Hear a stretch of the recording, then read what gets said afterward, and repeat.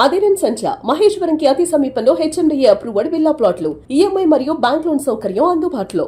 4,000 కిడ్నీలు కావాలి, 3,000 లివర్లు కావాలి, 200 దాకా హృదయాలు ఊపిరితిత్తులు కావాలి. తెలంగాణ జీవనదాన్లో వెయిటింగ్ లిస్ట్ ఇది. అవయవాలు సరిగ్గా దొరక్క 5 ఏళ్లలో 113 మంది చనిపోయారు. తెలంగాణ 7వ స్థానంలో ఉంది పేషెంట్స్ చనిపోవటంలో. అసలు ఎందుకని ఇలా? ఎన్నాళ్ళు? దీనికి ఏమైనా పరిష్కారం దొరుకుతుందా? కారణాలు ఏంటి?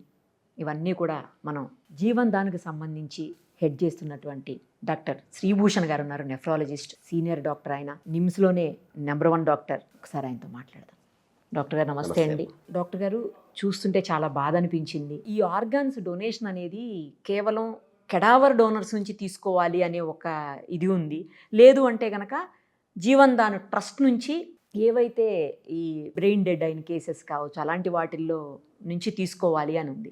కానీ అయినప్పటికీ అంటే ఎవరు డోనర్స్ ముందుకు రావట్లేదా, లేకపోతే అవసరాలు ఎక్కువ పెరిగిపోతున్నాయి? అంతగానో అవసరాలు పెరిగిపోతున్నాయి అంటే ఎక్కడ ప్రాబ్లమ్స్ వస్తున్నాయి? ఎందుకు అంత హెల్త్ ఇష్యూస్ వస్తున్నాయి? మాకు తెలిసి కూడా చాలా చిన్న చిన్న వాళ్ళు ఆర్గాన్స్ కోసం వెయిట్ చేస్తున్నటువంటి పరిస్థితి ఉంది. ఎందుకు అలా? ప్రపంచవ్యాప్తంగా కూడా అవయవాలు పాడైపోవడం అన్న దానికి ఆ కిడ్నీ ట్రాన్స్ప్లాంటేషన్, లివర్ ట్రాన్స్ప్లాంటేషన్ అనగా అవయవ మార్పిడి అనబడే ఒక అద్భుతమైనటువంటి కార్యక్రమానికి శ్రీకారం 1950లో చుట్టబడింది. 1950లోనే. అప్పటి నుంచి కూడా కొన్ని లక్షల ట్రాన్స్ప్లాంటేషన్ ప్రపంచవ్యాప్తంగా కూడా కొన్ని జరిగాయి. కొన్ని లక్షలు అంటే అతిశయోక్తి కాదు. ఎందువల్ల అనంటే ఒక సైన్స్ అనేది ఒక రూపుదిద్దుకోవడానికి చాలా ఎక్కువ సమయం పట్టవచ్చు. నిజానికి ట్రాన్స్ప్లాంటేషన్ సక్సెస్ గా జరగడానికి ఇక్కడ 50-54 సంవత్సరాల స్టోరీ. అది చిన్న చిన్న జంతువుల నుంచి తీసుకొని మనుషుల మధ్య మార్చి సక్సెస్ కాక బాధపడి అయినా ప్రయత్నం చేసి చేయగా ఒక్కసారిగా సక్సెస్ అయిన తర్వాత మరి వెనక్కి చూడడం అంటూ జరగదు సైన్స్ లో ఇప్పటికీ కూడా.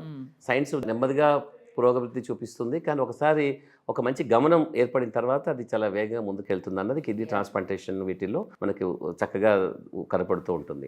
అప్పటి నుంచి కూడా మన దేశంలో అనేక మంది కిడ్నీ ట్రాన్స్ప్లాంట్ చేసుకున్నారు. అది ట్రాన్స్ప్లాంట్ చేసుకున్న తర్వాత మందుల ద్వారా వాళ్ళని బాగా పెట్టడానికి మొదట్లో కొంచెం కష్టమైన, కాలక్రమేణా మనకు చాలా మంచి మందులు వచ్చేయడం మొదలుపెట్టిన తర్వాత వారి యొక్క ఆయుర్దాయం కూడా బాగా పెరగడం మొదలైంది. కాబట్టి ట్రాన్స్ప్లాంటేషన్ అనేది ఒక ప్రత్యామ్నాయంగా, ఒక అవయవం పూర్తిగా పాడైపోయిన తర్వాత ఒక అద్భుతమైన జీవితం ఇవ్వడానికి ఒక మంచి అవకాశంగా మనకి అప్పటి నుంచి కూడా కనిపిస్తోంది. కాబట్టి చాలా మందికి ఒక అవయవం పాడైపోయిన తర్వాత, ఉదాహరణకు కిడ్నీలు కానీ, లివర్ కానీ, ఊపిరితిత్తులు కానీ, గుండె కానీ, కాలేయం కానీ, అలాగే ప్యాంక్రియాస్ కానీ గ్రంథి, ఇవన్నీ కూడా, అలాగే కార్నియా మనందరికీ తెలుసు, కళ్ళలో కనుపాపను తీసి మనము ట్రాన్స్ప్లాంట్ చేస్తారు. ఇవన్నీ కూడా చాలా సక్సెస్ అయిన తర్వాత ప్రజల యొక్క కష్టాలు చాలా వరకు తీరినవని మనం అనుకుంటూ ఉంటాం. కాబట్టి ట్రాన్స్ప్లాంటేషన్ యొక్క శాస్త్రీయ దృక్పథంతో మాత్రమే కాకుండా ఒక సాంఘికపరమైనటువంటి అద్భుతమైన అంశంగా భావించి దాన్ని అన్ని దేశాలలో కూడా అనేక చట్టాలు రూపొందించి వాటిని ఒక మంచి కార్యక్రమంలాగా, ప్రజలకు ఉపయోగపడే ఒక చక్కటి సదుద్దేశంతో ఏర్పరిచిన కార్యక్రమంలాగా ఏర్పరిచారు.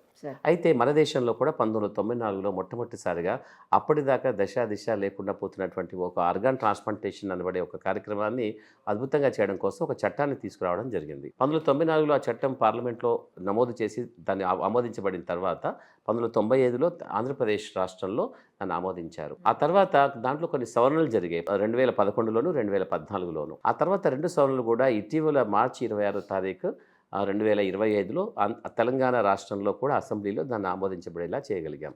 తద్వారా మనం ఇంకా కొన్ని మార్పులు చేసి ఒక అద్భుతమైన చట్టంగా, చట్టపరమైనటువంటి ఒక అద్భుతమైన కార్యక్రమానికి మనం ఇక్కడ శ్రీకారం చుట్టడం జరిగింది. కాబట్టి ట్రాన్స్ప్లాంటేషన్ అనేది చాలా సైంటిఫిక్గా చాలా మంచి కార్యక్రమం తెలిసిన తర్వాత అనేక మంది నిరాశతో వాళ్ళు అవయవాల కోసం ఎదురు చేస్తున్నటువంటి అనేక మందికి ఈ జీవన్ దాన్ అనే కార్యక్రమంగా ఇప్పుడు మనం దాన్ని state organ transplantation and tissue organization అంటూ సోటో తెలంగాణగా ఒక రూపుదించుకున్నాము. మొదట్లో మన భారతదేశంలో దీన్ని నేషనల్ లెవెల్లో ఉన్నదాన్ని నోటోగాను, అలాగే దక్షిణ భారతదేశంలో రీజనల్ లెవెల్లో ఉన్నదాన్ని రోటోగాను, ఒక్కొక్క రాష్ట్రానికి సంబంధించి అది స్టేట్ వైజ్గా రాష్ట్రపరంగా అది మనం సోటో తెలంగాణగా అనుకుంటాము.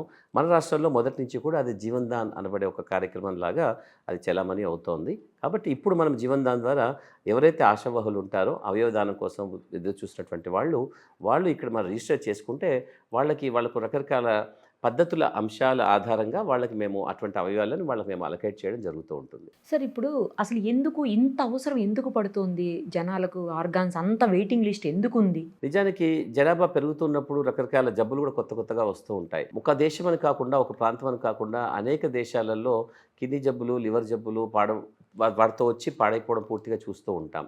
మన భారతదేశంలో డయాబెటీస్ చాలా అధికంగా ఉంటుంది, మన వేరే దేశాల కంటే కూడా. డయాబెటీ యొక్క రాజధానిగా మన భారతదేశాన్ని చెప్తూ ఉంటారు. దక్షిణ భారతదేశంలో ఇంకా మన దేశంలో దక్షిణ భారతదేశంలో ఇంకా చాలా ఎక్కువగా ఉంటుంది.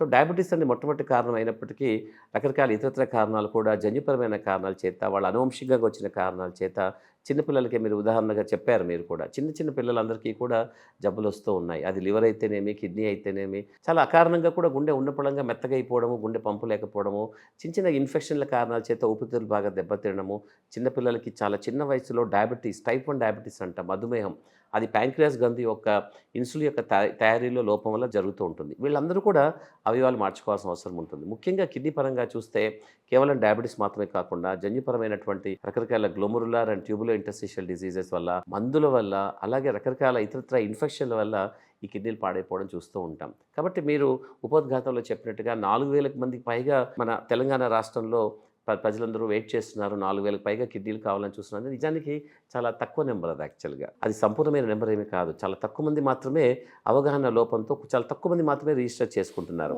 కిడ్నీ ఫెయిల్ అయిన వాళ్ళు ఇంకా చాలా ఎక్కువగా ఉంటారు. వాళ్ళందరిలో చాలా మందికి అవగాహన ఉండటాలు. ఇంకోటి అంటే వాళ్ళు శారీరకంగా అనేక మంది దుర్బలంగా తయారవుతున్నారు.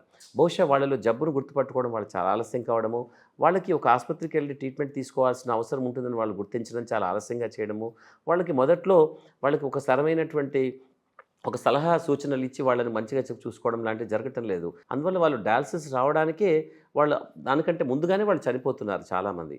కొద్దిమంది డయాలసిస్కి వచ్చిన కొన్ని వారాలు, నెలల్లో చనిపోతున్నారు. దాదాపుగా ఎవరైతే చాలా శారీరకంగా దుర్బలంగా ఉంటారో, బాగుండరో, వాళ్ళు డయాలసిస్ మొదలుపెట్టిన 5-6 నెలల్లోనే చాలామంది చనిపోతున్నారు. సో కాబట్టి వాళ్ళందరూ మన జీవనదానంలో అవయవం కోసం, ట్రాన్స్ప్లాంట్ కోసం రిజిస్టర్ చేసుకోవడం జరగటం లేదు. ఇంకొక ఏంటంటే ఎవరైతే రిజిస్టర్ చేసుకుంటున్నారో వాళ్ళలో సైతం చాలామంది శారీరకంగా బలహీనులే చనిపోతున్నారు. మీరు ఉపోద్ఘాతంలో చెప్పినట్టు 130 మంది, 150 మంది అన్నారు. నిజానికి అది కూడా చాలా తక్కువ నెంబరే. ఎందుకంటే చాలామంది మొదటి 5-6 నెలల్లో వాళ్ళకి ఒక డయాలసిస్ అనే కార్యక్రమం వాళ్ళకి అందుబాటులో లేకపోవడము, వాళ్ళకి డయాలసిస్ చేసుకోవడానికి ఒక రకమైనటువంటి ఒక సలహా సరైన సమయానికి రాకపోవడము, శారీరకంగా వాళ్ళు పాడైపోయి ఉండడము, వాళ్ళు ట్రీట్మెంట్ని సరిగా తీసుకోక అవగాహన లోపంతో రకరకాల ప్రత్యామ్నాయ వైద్య విధానాలు అవలంబించాలనుకుంటూ అటు ఇటు తిరిగి వాళ్ళ సమయ కాలయాపన చేసి ఈలోగా శారీరకంగా మరింత పాడైపోతున్నారు. డయాలసిస్ వాళ్ళకి పెద్దగా లాభం చేయలేకపోతుంది. నిజానికి డయాలసిస్ని సరైన పద్ధతిలో, సరైన సమయంలో మొదలు పెడితే వాళ్ళు చాలా అద్భుతమైన జీవితాన్ని గడుపుతారు. కాబట్టి ఇప్పుడు ప్రపంచంలో 50-60 ఏళ్లకు పైగా డయాలసిస్లో ఉన్న వాళ్ళు ఉన్నారు. నిజానికి అందరూ ట్రాన్స్ప్లాంట్ చేసుకోవాల్సిన అవసరం కూడా లేదు. ఇప్పుడు ఉదాహరణకి ఒక 50 ఏళ్ళ వ్యక్తి ఉన్నాడు అనుకోండి, తనకి ఇంకా పిల్లలు ఉంటారు, వాళ్ళు ఏదో డిగ్రీ ఏదో చదువుతుంటారు, వాళ్ళు ఏదో ఇంజనీరింగ్ చదువుతుంటారు, వాళ్ళకి ట్రాన్స్ప్లాంట్ చేసుకోవాలనుకుంటే వాళ్ళు కొంచెం భయంగా కూడా ఉంటుంది. రీజన్ ఏంటంటే ట్రాన్స్ప్లాంటేషన్ చేసిన తర్వాత వాళ్ళకి శరీరం మీద, జీవితం మీద ఒక రకమైన పట్టు తగ్గిపోతుంది ఎప్పటికైనా. రీజన్ ఏంటంటే ఒకరోజు ఇన్ఫెక్షన్ వచ్చింది అనుకోండి, బహుశా ఆ రోజు చివరి రోజు కావచ్చు. అందువల్ల వాళ్ళకి కంట్రోల్ ఉండదు. మళ్ళీ ఏదో అనుకోని ఏదైనా సంఘటన, దుర్ఘటన ఏదైనా జరిగితే జీవితం అక్కడ అంత పరిసమాప్తం అయిపోతుంది. కాబట్టి చాలామంది దాన్ని ఇష్టపడరు కొంతమంది. అయితే వాళ్ళు ఏమనుకుంటారంటే వాళ్ళు ఒక పద్ధతి చూసుకుంటారు, వాళ్ళ పిల్లల ఒక టార్గెట్ పెట్టుకుంటారు, మా పిల్లల పెళ్ళిళ్ళు అయ్యేదాకా నేను చేసుకోను అని. అప్పుడు వాళ్ళ పిల్లల పెళ్ళిలో బహుశా వాళ్ళ జీవితంలో ఏదో చేయాలి, ఇల్లు కట్టుకోవాలి, ఏదో ఒకటి ఉంటుంది కదా. అవన్నీ అయిన తర్వాత చూస్తాం. అప్పటిదాకా వాళ్ళు ప్రశాంతంగా డయాలసిస్లో ఉంటారు. సో కాబట్టి ఈ డయాలసిస్ అండ్ కిడ్నీ ట్రాన్స్ప్లాంటేషన్ రెండు కూడా కిడ్నీ ఫెయిల్ అయిన పేషెంట్స్కి చాలా అద్భుతమైనటువంటివి. వాళ్ళ జీవితాన్ని చాలా సక్రమంగా ఉండే విధంగాను, వాళ్ళ ఆయుర్దాయాన్ని వాళ్ళకి సరైన రీతిలో వాళ్ళకు ఉండే విధంగా చేయగలుగుతాయి ఈ రెండు కూడా. కాబట్టి డయాలసిస్, ట్రాన్స్ప్లాంటేషన్ రెండు పెద్దవే. వాళ్ళు ఏ విధంగా తీసుకుంటారన్నది వాళ్ళ వ్యక్తిగతమైన కార్యక్రమాల ఆధారంగా వాళ్ళు నిర్ణయించుకుంటున్నారు. కాబట్టి చాలామంది రిజిస్టర్ కూడా చేసుకోరు. ఇంకా గమ్మత్తు కొంతమంది రిజిస్టర్ చేసుకుని వాళ్ళు అలా నిల్చుండిపోతారు అంతే, రమ్మన్నప్పుడు రారు. వాళ్ళు సీనియర్ అయిపోతుంటారు దాంట్లో సీనియారిటీ ప్రకారము. కానీ మాకు వద్దండి, ఇప్పుడే వద్దు, మా పిల్లల పెళ్ళిళ్ళు అయిన తర్వాత నేను ట్రాన్స్ప్లాంట్ చేసుకుంటా అని ఆగిపోయే వాళ్ళు కూడా ఉంటారు. సో అది కూడా మాకు పెద్ద కష్టమేమీ కాదు. ఎందుకంటే భవిష్యత్ ప్రణాళిక అన్నది వాళ్ళ జీవితాల్లో వాళ్ళు ఏర్పరచుకోవాల్సింది. మన శాస్త్రీయ దృక్పథంతో మనం చేసేవి ట్రాన్స్ప్లాంటేషన్ లాంటి ప్రక్రియలైనా, మన జీవనదానం ద్వారా మనం వాళ్ళకి తోడ్పడడం ఏదైనా కూడా వాళ్ళ కోరిక, వాళ్ళ ఆశ మేరకు చేయాల్సిందే ఎప్పుడైనా కూడా. కాబట్టి మీరు చెప్తున్నటువంటి నెంబర్లు నిజానికి చాలా తక్కువవి. అంటే అనేక మంది, వేలాది మంది మన కిడ్నీ ఫెయిల్ అవుతున్నా అందులో కొద్దిమంది మన రిజిస్టర్ చేసుకుంటున్నారు, తక్కువ చేసుకుంటున్నారు. ఈ నెంబర్తో సరిసమానమైనటువంటి నెంబర్తో ఉన్నటువంటి వాళ్ళు అనేక మంది చనిపోతున్నారు కూడా. సో అది కూడా వాళ్ళలో అవగాహన లోపంతో. మనం కేవలం జీవనదానం ద్వారా మీకు ఒక అద్భుతమైనటువంటి అవకాశం జీవితంలో మళ్ళీ మీకు అవయవ మార్పిడి ద్వారా ఉంటుంది అని కేవలం చెప్పడం మాత్రమే కాదు, వాళ్ళకి ఒక అద్భుతమైనటువంటి డయాలసిస్ కార్యక్రమం ద్వారా మీ జీవితం సజావుగా నడుస్తుంది. అప్పుడు మీరు శారీరకంగా, మానసికంగా, ఆర్థికంగా వైద్యపరంగా బలంగా దృఢంగా ఉండి అప్పుడు మీరు కిడ్నీ మార్చుకోండి, మీ జీవితం చక్కగా ఉంటుందని చెప్పడం కూడా మేము చేయాల్సిన అవసరం ఉంటుంది. సో కాబట్టి అందరినీ ప్రోత్సహించాలి. అవయవాలు పోయిన తర్వాత మీరు నిరుత్సాహపడి అయ్యో ఇంక నాకు జీవితం అయిపోయిందని అనుకోవాల్సిన అవసరం లేదు అని చెప్పడం మా ఉద్దేశం. అలాగే వాళ్ళకి మరింత మంచి జీవితాన్ని ఇవ్వడానికి, వాళ్ళ ఆయుర్దాయాన్ని పెంచడానికి, వాళ్ళ ఒక ప్రొడక్టివ్ లైఫ్ అంటే వాళ్ళ ఒక మంచి చక్కటి జీవితాన్ని వాళ్ళకి ఇవ్వడానికి కావాల్సిన పద్ధతి మేము చూడడం కూడా మాకు చాలా అసలు అంతగా కిడ్నీస్ ఫెయిల్ అవ్వడానికి రీజన్ ఏంటి సార్? అసలు ఎక్కడ ప్రాబ్లం అంటే అది ఏమన్నా తరతరాల నుంచి వచ్చే కొంతమందికి అలా కూడా ఉంటుంది అవును, కదా, అవును, పేరెంట్స్ అవును. వంశపారంపర్యంగా దాదాపుగా ఏంటి అసలు? మన దేశంలో ఒకప్పటి కంటే కూడా ఇప్పుడు కిడ్నీ జబ్బులు ఎక్కువ ఉన్నాయని మీరు అందరూ అనుకుంటున్నారు. అయితే రీజన్ ఏంటంటే ఒకప్పుడు కిడ్నీ జబ్బులు తెలుసుకోవడానికి వాళ్ళకి అవకాశం లేకుండింది. ఇప్పుడు చిన్న చిన్న తెలుసుకోవడం వల్ల నెంబర్ ఇప్పుడు పెద్దగా తెలుసుకోవడం కనిపిస్తుందా? ఉన్నారు. ఒకప్పుడు ఒళ్ళంతా వాచిపోయి అతను చనిపోయాడు, మా తాతయ్య గారు చాలా 50 ఏళ్ల వయసులో ఒళ్ళంతా బాగా వాచిపోయి చనిపోయారండి, మాకు తెలియదు కారణం ఏంటో, మేము అప్పుడు చిన్నపిల్లలం అని అంటుంటారు. దాదాపుగా దాంట్లో ఒక 60-70% కిడ్నీ ఫెయిల్యూర్ అయి ఉండే అవకాశమే ఉంటుంది. చాలామంది విపరీతమైనటువంటి అలసట, నిస్త్రాణ, చిక్కిపోవడము, శుష్కించుకుపోవడం లాంటి కొన్ని జబ్బులు అలా కనపడుతూ వాళ్ళకి ఏదో అయిపోయింది అని అనుకుంటూ ఉంటారు కదా. నిజానికి వాళ్ళలో కూడా అనేక మంది కిడ్నీ ఫెయిల్ అయిన వాళ్ళే ఉంటారు. అయితే దాన్ని గుర్తించడానికి కావాల్సినటువంటి సాధనాలు అప్పుడు ఆ కాలంలో లేకపోవడము ఒకటి. అదే కనీసం అనేక మంది డాక్టర్ దగ్గరికి వెళ్ళాలనే ఆలోచన లేని వాళ్ళు చాలామంది ఉంటారు. ఇప్పుడంటే మనకి ఇన్ని ఆసుపత్రులు, నర్సింగ్ హోమ్లు, పెద్ద పెద్ద సూపర్ స్పెషాలిటీ ఆసుపత్రులు, ఇన్స్టిట్యూషన్స్, కాలేజీలు, మెడికల్ కాలేజీలు ఉన్నాయి. సో ప్రజలు వెళ్ళడానికి వాళ్ళకి సమయం ఉంటుంది, వాళ్ళకి సహనం కూడా ఉంటుంది డాక్టర్ దగ్గరికి వెళ్ళి చూపించుకోవడానికి.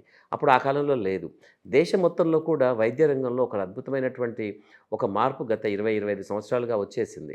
చాలా నెమ్మదిగా వస్తుంది అనుకున్నటువంటిది ఈ మధ్య కాలంలో చాలా మంచిగా వచ్చి ప్రజల్లో ఆరోగ్యం పట్ల ఒక రకమైనటువంటి అవగాహన, ట్రీట్మెంట్ తొందరగా తీసుకుంటే బాగుంటుందనే ఒక దృక్పథం మారింది యాక్చువల్గా. అందువల్ల చాలా తొందరగా పరీక్షలు చేయించుకుంటున్నారు. ఉదాహరణకి నేను ఇప్పుడు 3వ జనరేషన్ పేషెంట్స్ని చూస్తున్నాను. తాతగారు నేను చూసినప్పుడు వాళ్ళు 70లో ఉన్నారు, వాళ్ళ తండ్రులను చూసినప్పుడు 50-55. ఇప్పుడు పిల్లలు 20-30లో నా దగ్గరికి వచ్చేస్తున్నారు వాళ్ళంతా కూడా. అంటే బహుశా వాళ్ళ తల్లిదండ్రులని వాళ్ళని చూసినప్పుడు, వాళ్ళ తాతగారులని, వాళ్ళ అమ్మమ్మలు, నానమ్మలను చూసినప్పుడు వాళ్ళ ఆరోగ్యంలో ఏదైతే ఒక రకమైనటువంటి డిలే అంటాం కదా, అంటే ఆలస్యం జరగడం అనే ఒక దానివల్ల వాళ్ళు ఎంత నష్టపోయారో చూసినప్పుడు ఈ జనరేషన్ పిల్లలు చాలా తొందరగా వస్తున్నారు. అయితే దానివల్ల ఒక కొంచెం మంచి చెడు రెండూ ఉంటాయి కదా. వాళ్ళు తొందరగా వాళ్ళ జబ్బులను పసిగట్టగలుగుతున్నారు. సో పసిగట్టగలిగినప్పుడు ఒక రకమైనటువంటి నివారణ కార్యక్రమం చర్యలు తీసుకోవడం కొంచెం ఆలస్యం అవుతుంది. కొంతమంది ఆ అపోహలతో వాళ్ళు ఏదో విధంగా బాగా చేసుకోవాలనే ఒక గందరగోళంలో వాళ్ళు ఇంకెక్కువ పాడైపోతున్నారు. సో 2 రకాలుగా ఉంటున్నారు. ముందు కనిపెట్టడం అన్నది కొంచెం లాభము, కొంచెం నష్టం జరుగుతోంది. కాబట్టి ముందు ఏదైనా ఒక జబ్బుని మనకి బహుశా వంశపారంపర్యంగా మీరు అన్నట్టుగా జన్యుపరమైన కారణాల చేత వాళ్ళ కుటుంబంలో ఉందనుకున్నప్పుడు వాళ్ళు భయపడాల్సిన అవసరం ఏమీ లేదు. కాస్త ముందు వాళ్ళకి కనిపెట్టి రావాలని లేదు కదా అది తర్వాత రావాలని ఏమీ లేదు. ముందు కనిపెడితే మంచిదే కదా. ఏదో ఒక కనీసం మీ తండ్రులు, తాతలకి కొంచెం 50, 60 వచ్చినప్పుడు బహుశా మీకు 70, 80కి మనం పోస్ట్పోన్ చేయగలగాలి. కొత్తగా మన సైన్స్ యొక్క గొప్ప సార్థకత ఏముంటుంది లేకపోతే. సో కాబట్టి మేము అదే ప్రోత్సహిస్తూ ఉంటాం. మీరు భయపడకండి, ఎందుకంటే దాదాపుగా అనేక జబ్బులు జన్యుపరమైన కారణాల చేత ఉంటాయి. అనేక జబ్బులు వంశపారంపర్యంగా వస్తాయి, మనకు ఆ విషయం తెలియదు. ఉదాహరణకి డయాబెటీస్ చూసుకోండి. డయాబెటీస్ అయితే అమ్మకుంటుంది, నాన్నకుంటుంది. వాళ్ళకి 5 పిల్లలు ఉంటే 5 పిల్లలకి వస్తుంది.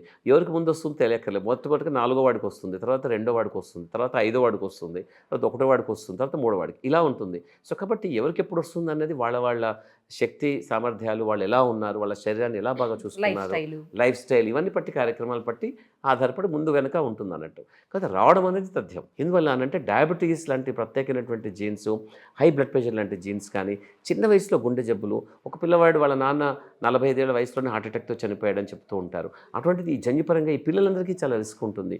ఇది చాలామంది గుర్తించరు. ఆరోగ్యంగా ఉండడాన్ని మనం ఎప్పుడూ అనుభవించము. ఆరోగ్యం ఉండడానికి కొన్ని సందర్భాల్లో భ్రమలా ఉంటుంది. అనారోగ్యం మాత్రం సత్యము, దాన్ని మనం అనుభవించాల్సిన అవసరం ఉంటుంది. సో కాబట్టి భయంతో, ఆందోళనతో వెనక్కి వెళ్లకుండా ఇటువంటి సంఘటన మన కుటుంబంలో ఎవరికైనా జరిగినప్పుడు మనం చాలా జాగ్రత్తగా ఉండాలి. తద్వారా నేను చాలా తొందరగా గుర్తుపట్టడం ద్వారా వాళ్ళకి కొన్ని నివారణ కార్యక్రమాలు మేము చెప్పగలుగుతాం. సో కాబట్టి ఇప్పుడున్న సైన్స్, టెక్నాలజీ వాడుకొని ఎవరైతే వాళ్ళ అమ్మ నాన్నలకి జబ్బు 50-55 ఏళ్ళకి వాళ్ళకి అర్ధాంతరంగా జీవితాన్ని ముగించాల్సిన అవసరం ఏర్పడిందో అలాంటిది ఏర్పడకుండా వీళ్ళని మన బహుశా 60-70 ఏళ్ల దాకా ఒక సగటు ఆయుర్దాయం భారతదేశంలో ఇప్పుడు 67-68 సంవత్సరాలు, ఆడవాళ్ళలో 68, మగవాళ్ళలో 67 సంవత్సరాలు సగటు ఆయుర్దాయం మన భారతదేశంలో. దాన్ని మరింతగా పెంచగలిగి కనీసం 77-80 దాకా తీసుకెళ్ళడం అన్నది మనం చేయాల్సిన ఆవశ్యకత ఇప్పుడు మనకున్నది. లేకపోతే ఇంతగా సైన్స్, ఇంతగా టెక్నాలజీ, ఇన్ని మందులు, ఇన్ని ఆసుపత్రులు, ఇంతమంది డాక్టర్లు మనకు అవసరం ఏ విధంగా ఉంటారు సమాజానికి.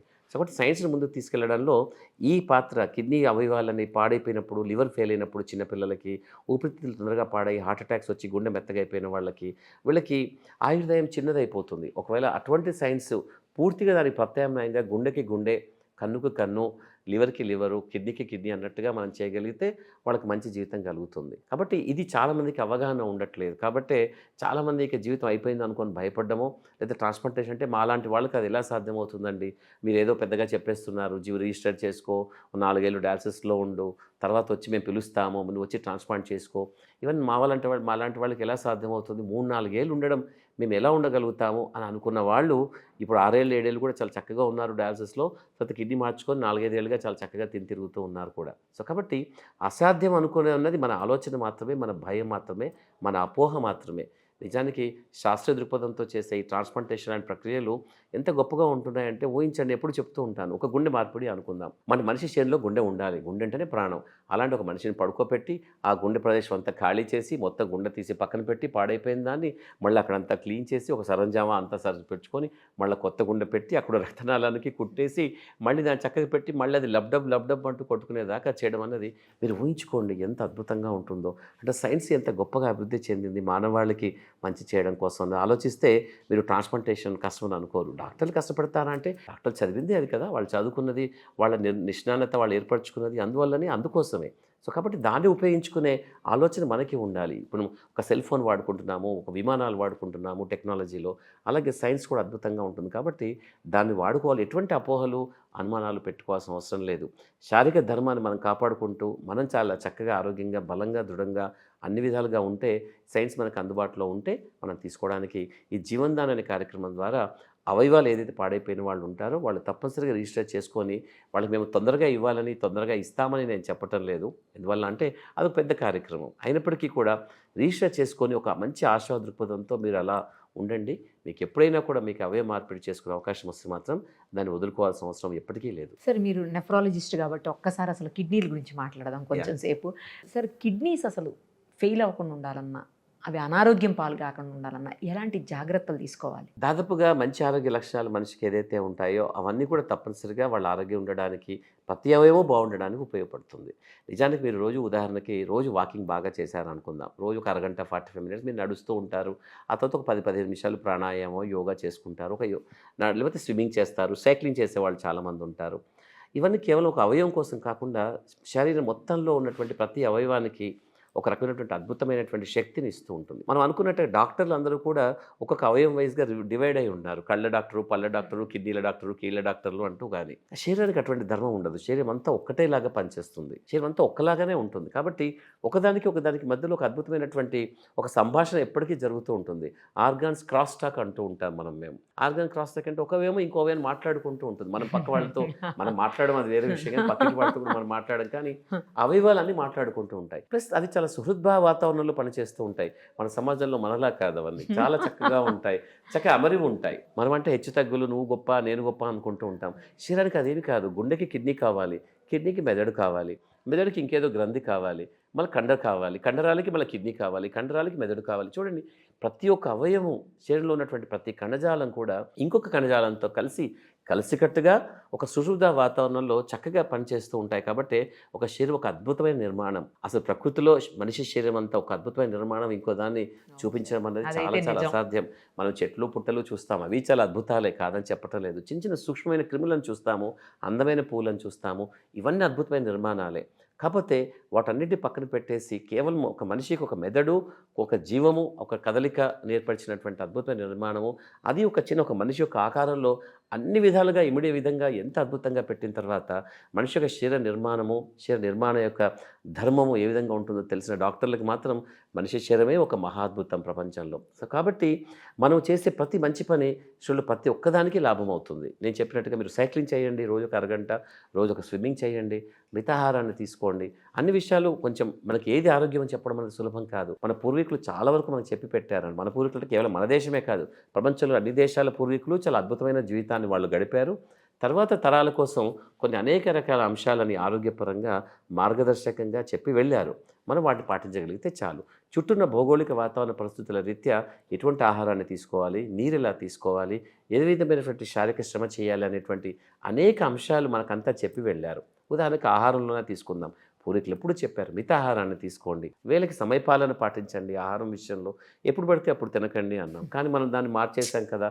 మిడ్ నైట్ బిర్యానీలు, అర్లీ మార్నింగ్ కూడా చేస్తున్నారు యా కదా, సార్ 4 గంటలు కూడా 4 భోజనాలు గంటలకు కూడా చేస్తున్నారు బిర్యానీలు. శారీరక శ్రమ అంటారా, ఇక రిమోట్ వ్యవస్థ వచ్చేసిన తర్వాత మనం ఎక్కడ కూర్చుంటే అక్కడే వస్తాయి, అక్కడ వత్తగానే మనకి టీవీలు వస్తున్నాయి, నల్లాలు వస్తున్నాయి, ఇవన్నీ కూడా. సో మేము చిన్న వయసులో మేమందరం చాలా దూరం వెళ్ళి బిందెలో నీళ్లు తెచ్చుకున్నాం అని చెప్తే మా పిల్లలు ఎందుకు మీ ఇంట్లో ట్యాప్ లేదా అని అడిగారు. ట్యాప్ ఉంటుంది కానీ నీళ్ళు రావాలి కదా, అంటే అంత కష్టం. అంటే పిల్లలకి, ఇప్పుడున్న పిల్లలకి, జనరేషన్కి ఒకానొక కాలంలో నీళ్ళకి మిగతా వాటికి అనేక కష్టాలు పడిన వాళ్ళ సందర్భాలను చెప్తే ఆశ్చర్యం అవుతుంది.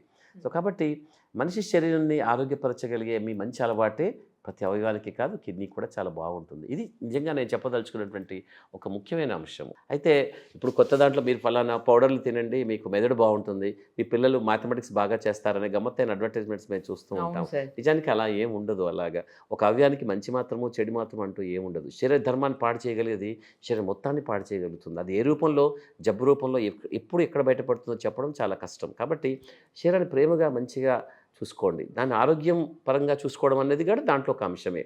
మీ శరీరాన్ని దెబ్బ తగలకుండా చూసుకుంటారు, శరీరాన్ని శుభ్రంగా సబ్బు పెట్టో చక్క నీళ్ళతో స్నానం చేస్తూ ఉంటారు, మీ శరీరానికి ఏమైనా క్రిమికీటకాలు కుట్టకుండా జాగ్రత్త పడుతూ ఉంటారు.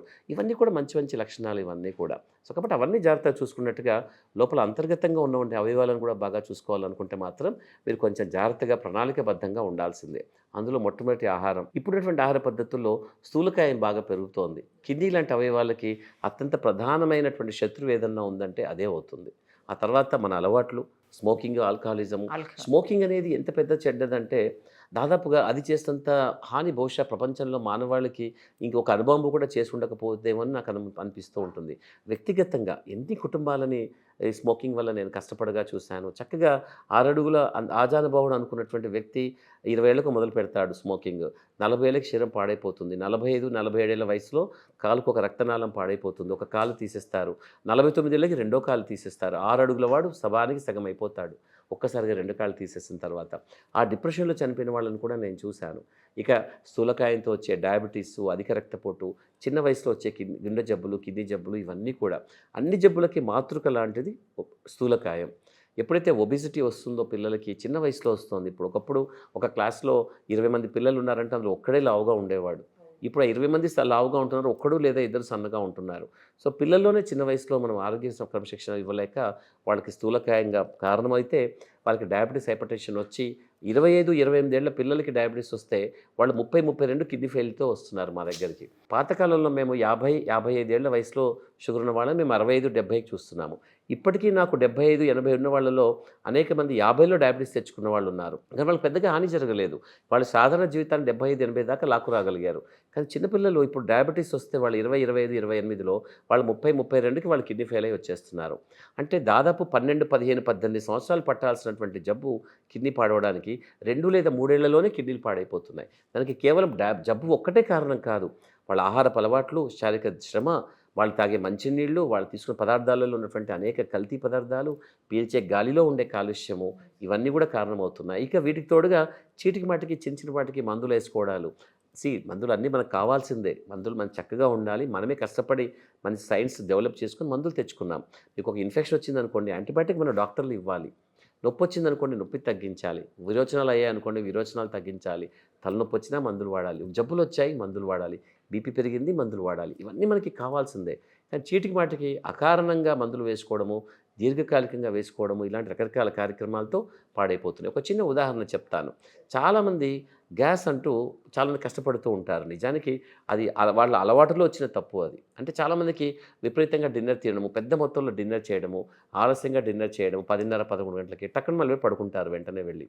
సో దాంతో వాళ్ళకి కడుపులో యాసిడ్ అంతా పెరిగిపోయి అక్కడంతా నిల్వ ఉన్నట్టుగా ఉండి అక్కడ కడుపు గీచుకుపోయినట్టుగా ఉండి అల్సర్స్ అవి వస్తాయి. దానికి వాళ్ళ అలవాటు మార్చుకోకపోగా దీనికి ఏదైనా చిన్నగా మందు బాగుంటుందా అని ఏదో టాబ్లెట్ వేసుకుంటూ ఉంటారు. పోనీ డాక్టర్ దగ్గరికి వెళ్తారు. డాక్టర్లే మందులు రాస్తారు. ఏమనంటే మీరే కదండి రాశారు అంటారు. నిజమే, డాక్టర్లే రాస్తారు. కానీ 5 రోజులకో 3 రోజులకో వేసుకోవాల్సింది వారాలు, నెలలు. మీరు ఆశ్చర్యపోతారు. 5-6 ఏళ్ళుగా ఈ టాబ్లెట్స్ని చాలా యథేచ్ఛగా వేసుకునే వాళ్ళు మేము చూసి ఆశ్చర్యపోతాము. సరే డాక్టర్ చెప్తారు లేదు, కానీ మీ విచక్షణ ఏమైపోయింది? మీరు ఎందుకు అన్ని సంవత్సరాలు వాడతారా ఎవరన్నా అంటే, అది లేకపోతే నాకు కష్టం అవుతుంది అంటారు. మీ అలవాటు మార్చుకోండి. కొంచెం మీరు తొందరగా పెద్దలక్కడ తినండి, కాస్త కొంచెం త్వరగా తినండి, చిన్న క్వాంటిటీ తినండి. రాత్రి తినడానికి పడుకోవడానికి 2-3 గంటల వ్యవధి ఇవ్వండి. ఎందుకు తొందరగా తిని తొందరగా చెప్పుకొని పడుకుంటున్నారు మీరు, అలా చెయ్యకండి అని చెప్తూ ఉంటాం. అలవాటు మార్చుకుపోగా మందులతో ప్రత్యామ్నాయం అనుకుని అలా లాగిస్తాం. నిజానికి పెయిన్ కిల్లర్స్ ఈ అసిడిటీ కోసం వేసుకునే మందులతో మాకు ఎంతమంది యంగ్ పిల్లలు వస్తున్నారంటే మీరు ఆశ్చర్యపోతారు. వాళ్ళని ఎలా ఆపాలో తెలియటం లేదు. ఒక చిన్న పెయిన్ కిల్లర్ దెబ్బ తగిలింది, చటకన కింద పడ్డాడు బైక్ మించి, నొప్పి ఉంది, కానీ అలా వేసుకున్నాడు. ఇక డాక్టర్ రాశాడు, ఇంటికి తీసుకెళ్ళిపోతాడు. ఆ డాక్టర్లు చెప్పడం మర్చిపోతారా, వీళ్ళు వినడం సరిగా ఉండదా, ఇంటికి వెళ్ళిపోయి వాడు అలా వేసుకుంటూ పోతాడు. చిన్న నొప్పి అనగానే ఆ రోజు డాక్టర్ ఇచ్చాడు కదా అని మళ్ళీ వేసుకుంటాడు. సో నెలలో 2 లేదా 3-4 సార్లు అలా వేసేసుకుంటూ ఉంటారు. ఒక కాలక్రమేణా ఒక 5-6 ఏళ్ల తర్వాత వాడికి కిడ్నీ బాగా పాడైనట్టుగా కనపడుతూ ఉంటుంది. మళ్ళీ మన జీవితంలో ఒక ఆరోగ్యం పాడైన తర్వాత వెనక్కి వెళ్ళిపోయి మళ్ళీ మధ్య సర్దుకొని చక్కగా ఉండే అవకాశం మళ్ళీ మనకి జీవితం ఇవ్వదు. కాలం ముందుకు వెళ్ళిపోయిన తర్వాత మనకి ఎలా వెళ్ళిపోతాం మనము. ప్రతి కాలాన్ని సద్వినియోగం చేసుకుంటూ చక్కగా ఉండడం అన్నది ఎప్పటికప్పుడు చేయాలి. సో ఇక్కడ చాలామంది అకారణంగా అసలు కారణం లేకుండా పాడు చేసుకుంటున్నారు. ఇంకో గమ్మత్తైన విషయం చూస్తుంది ఏంటంటే, మేము జన్యుపరమైన కారణాల చేత మనకు జబ్బులు ఉంటాయి. తప్పేమీ లేదు. మనిషి అయి పుట్టిన తర్వాత మన జన్యువులే మన ఆహారాన్ని, ఆలోచనని, అలవాట్లని, అభిరుచుల్ని అన్నీ నిర్దేశిస్తాయి. పర్వాలేదు.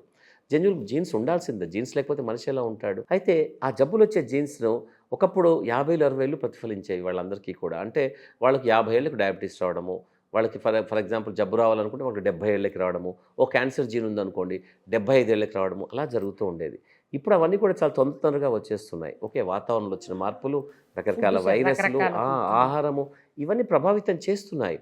కానీ ఇవే ఎక్కువ ప్రభావితం చేస్తున్నాయి. అది మాకు కష్టంగా అనిపించేది.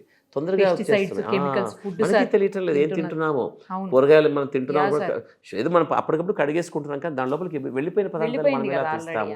పాలు అలాగే ఉన్నాయి, నీళ్ళు అలాగే ఉన్నాయి, పీల్చే గాలి కూడా కాలుష్యభరితంగా ఉంటే మనం ఆరోగ్యంగా ఉండే అవకాశం ఎక్కడ ఉంటుంది. సో కాబట్టి ఇవన్నీ రకరకాల కారణాలు. ఎప్పుడో 50లో 60లో రావాల్సిన జబ్బులు మేము 20-30లోనే చూస్తున్నాం. కాబట్టి సగటు ఆయుర్దాయాన్ని మనం పెంచడానికి బహుశా ఈ సైన్స్ ఉపయోగపడి 60, 70 పెంచుకుంటూ పోతుంది అనుకుంటుంటే, నిజానికి మాకు భయం ఏదేమిటంటే అసలు 60, 70కి పోకుండా మళ్ళీ వెనక్కి వెళ్ళిపోయి 40, 50కి వెళ్ళిపోతుందేమో. మన స్వాతంత్రానికి పూర్వం మనం 40లో ఉండేవాళ్ళు ఆయుర్దాయం భారతదేశంలో. ఇప్పుడు అది కాస్త వెనక్కి వెళ్ళిపోతుందేమో అనే భయం కూడా కలుగుతోంది. సో కాబట్టి ప్రతి ఒక్కరు కూడా వ్యక్తిగతంగా ఏదో ఒక మంచి కార్యక్రమం రోజు, ఉదాహరణకు ఒక న్యూ ఇయర్ సందర్భంగా అనుకోవచ్చు, ఒక పండుగ సందర్భంగా, మీ పుట్టినరోజు సందర్భంగా ఏదో ఒక మంచి కార్యక్రమంలో నేను ఆరోగ్యంగా ఉండడానికి నేను ఏం చేస్తే బాగుంటుంది అని ఒక్కసారి మిమ్మల్ని మీరు పునరావలోకనం చేసుకోండి, ఆలోచించుకోండి. మీ గురించి పదార్థాలు కొన్ని మనం మార్చలేము. ప్రకృతిలో కాలుష్యాన్ని కావచ్చు, చుట్టూన్న పదార్థాల్లో ఉన్నటువంటి కల్తీని కావచ్చు మార్చలేము, కానీ మన అలవాట్లు మనం మార్చుకోగలుగుతాం కదా. ఒక్కసారి ఏదో ఒక చిన్న కార్యక్రమాన్ని ఆరోగ్యం కోసం మాత్రమే. కొంతమంది ఆడవాళ్ళు ఉంటారు, లేదు డాక్టర్ గారు నేను పొద్దుంచి రాత్రిగా పని చేసుకుంటూనే ఉండాలండి, నాకు కిచెన్ పని చాలా ఉంటుందండి, నేనే గిన్నెలు కడుక్కోవాలి, ఇల్లంతా తుడిచిపెట్టుకోవాలి, నీళ్ళు తెచ్చుకోవాలి, వంట చేసుకోవాలి, పిల్లలకి అంత సర్ది పెట్టాలి, వాళ్ళకి అసలు క్షణం తీరిక లేకుండా ఉంటానండి అంటారు. నిజమే, అదంతా శరీరాన్ని మీరు వాడుకుంటూ ఉపయోగించుకుంటూ చేస్తున్నటువంటి పని. కానీ శరీరం ఆరోగ్యం కోసం మీరు ఇంకొక గంట మీకోసం కేటాయించుకోండి. మీరు కుటుంబానికి కేటాయించింది అంతా ఒకటే. ఎందుకంటే భారతదేశంలో స్త్రీల ఆరోగ్యాన్ని ఎప్పటికీ కూడా నెగ్లెక్ట్ చేయబడినటువంటి అంశం. అది చాలా పెద్దది. వాళ్ళకి ఇతరత్ర కార్యక్రమాల చేత వాళ్ళు ఎక్కువ కష్టపడతారు. వాళ్ళకంటూ వాళ్ళ ఆరోగ్యాన్ని కొంచెం బాగా చూసుకోరు. మన భారతదేశంలో స్త్రీల ఆరోగ్యం చాలా తొందరగా పాడవుతూ ఉంటుంది. బహుశా మన సంస్కృతి అలా ఉంది కాబట్టి వాళ్ళ మీద ఎక్కువగా అటెన్షన్ కుటుంబంలో ఎక్కువగా ఉండలేకపోవడం కావచ్చు, లేదా హాస్పిటల్స్కి వెళ్ళడము, డాక్టర్ దగ్గరికి వెళ్ళడము, ట్రీట్మెంట్ తీసుకోవడం అన్నది కొంచెం ఆలస్యం జరుగుతూ ఉంటుంది ఆడవాళ్లలో, సాంఘికపరమైనటువంటి అంశాల చేతనే ప్రధానంగా. సో కాబట్టి అది కూడా చాలా, మీకంటూ ఒక అరగంట గంట ప్రత్యేకంగా కేటాయించండి. ఇంకొక అపోహ ఏమిటంటే, ఆరోగ్యం అంటే 50, 60 దాటిన తర్వాత అనే ఒక గమ్మత్తైన కార్యక్రమం మన పిల్లల్లోకి చూస్తూ ఉంటాం. 20, 25 ఏళ్ళ పిల్లలకి మేము ఎప్పుడైనా ఆరోగ్యం చెప్తే, సార్ నాకెందుకు ఇప్పుడు చెప్తున్నారు, నాకు 50 ఏళ్ళు వచ్చినప్పుడు చూసుకుంటాలేండి అనే పిల్లలు మాకు కనపడుతూ ఉంటారు. పర్వాలేదు, వాళ్ళ అమాయకత్వానికి ఇట్స్ ఓకే. కాకపోతే ఏంటంటే ఆరోగ్యం అనేది 20, 30, 40లో మీరు చక్కగా జాగ్రత్తగా చూసుకుంటే అది మనకు ఫిక్స్డ్ డిపాజిట్ చేసి పెట్టుకున్న ఇన్కమ్ లాగా తర్వాత మనకు 60, 70, 80లో మిమ్మల్ని కాపాడుతుంది. సో కాబట్టి ఏ అవయవమైనా బాగుండాలనుకుంటే తప్పనిసరిగా మీరు 20, 30, 40లోనే ఆరోగ్యం మీద అధికంగా ఆలోచన కేంద్రీకరించే విధంగా చూడండి. మీరు డబ్బు సంపాదించండి, కెరియర్లో ముందుకెళ్ళండి, పెద్ద పెద్ద ఆస్తులు సంపాదించి కూడా పెట్టుకోండి, తప్పేం లేదు, అవన్నీ మనం చేయాల్సిందే. అందుకే నేను చెప్తాను, డబ్బు ఆరోగ్యం ఈ రెండు కూడా మంచి వయసున్నప్పుడే సంపాదించుకోవాలి. పిల్లలు అలా చెప్తే, సార్ ఆరోగ్యాన్ని సంపాదించేది ఏమిటి, అదంతా రాసేసి ఉంటుంది కదా అంటే, రాసేసి ఉంటుంది మీ జీన్స్లో, జన్యుపరమైన కారణాలు. మీ అలవాట్లు ఏం చేయాలి మరి, వాటిని మంచి పెట్టుకోండి. సో ఇప్పుడు కిడ్నీ జబ్బులు అధికంగా రావడానికి ఇవే పెద్ద ప్రధాన కారణాలు. జన్యుపరమైన ఒక్కొక్క జబ్బు నేను మీకు చెప్పక్కర్లేదు, మీకు అంత జ్ఞానం అంత అవసరం లేదు, జబ్బుల పేర్లు కానీ అవన్నీ కూడా. కాకపోతే ఏంటంటే నివారణ కార్యక్రమాల్లో మీ మంచి అలవాటు మాత్రమే మిమ్మల్ని రక్షిస్తుంది. మీ మంచి అలవాటే మీకు శ్రీరామ రక్ష. కాబట్టి మంచి అలవాట్లు పెంపొందించుకోవడానికి ఈ సంవత్సరంలో కాదు, నెలలో ప్రతిరోజు ఏదో ఒక రోజు మీరు కేటాయించి ఆ 1 గంట మీ ఆరోగ్యం కోసం మీరేం చేస్తే బాగుంటుంది అన్న విషయం మీద మీరు ఆలోచించండి. పర్ఫెక్ట్ సార్, చాలా పర్ఫెక్ట్గా చెప్పారు, కరెక్ట్గా చెప్పారు. అసలు ఇవన్నీ విని పాటిస్తే మాత్రం నిజంగా అందరూ హెల్తీగా ఉంటారు sir. Thank you so much. Thank you sir. Suman టీవీలో మీ పర్సనల్ అండ్ బిజినెస్ ప్రమోషన్స్ కోసం కింది నెంబర్కి కాంటాక్ట్ చేయండి.